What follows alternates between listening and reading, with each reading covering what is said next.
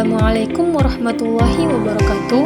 Kami dari kelompok 1 ingin mempresentasikan hasil diskusi kami mengenai proses penilaian kinerja perputaran karyawan, yaitu perputaran sukarela dan perputaran paksa, serta faktor-faktor yang mempengaruhi perputaran.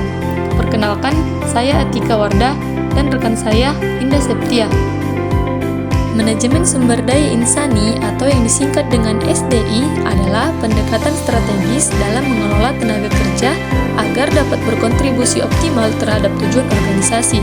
Dalam organisasi modern, sumber daya manusia dipandang bukan sekedar faktor produksi, melainkan sebagai aset utama yang memiliki potensi, kreativitas, dan kemampuan untuk menciptakan nilai tambah.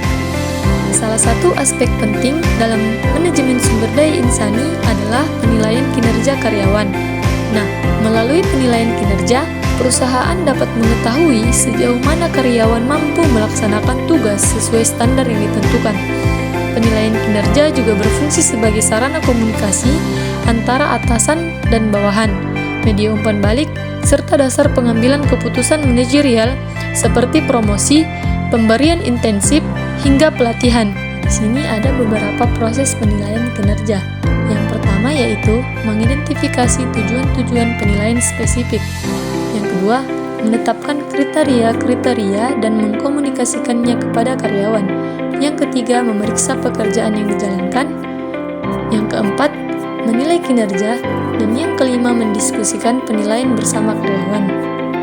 Sebuah sistem penilaian mungkin tidak dapat secara efektif memenuhi setiap tujuan-tujuan yang diinginkan, sehingga manajemen harus memilih tujuan-tujuan spesifik yang diyakini paling penting dan secara realistis bisa dicapai. Langkah berikutnya, dengan menetapkan kriteria-kriteria kinerja dan mengkomunikasikan ekspektasi kinerja tersebut kepada mereka yang berkepentingan.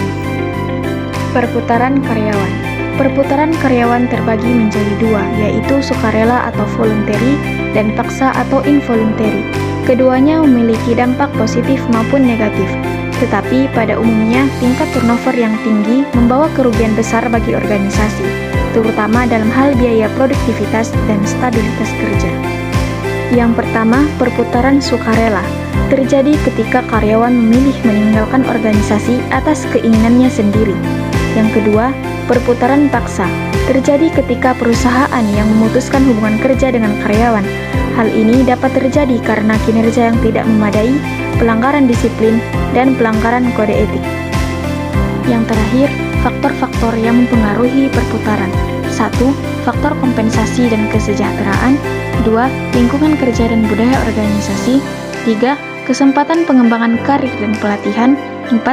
Kepemimpinan dan gaya manajerial. 5. Beban kerja dan keseimbangan kehidupan kerja. Dan yang keenam, kepuasan dan motivasi kerja. Jadi kesimpulannya adalah manajemen sumber daya insani menekankan bahwa manusia adalah aset utama organisasi yang harus dikelola dengan baik. Penilaian kinerja menjadi salah satu instrumen penting untuk menilai, mengembangkan, dan memotivasi karyawan.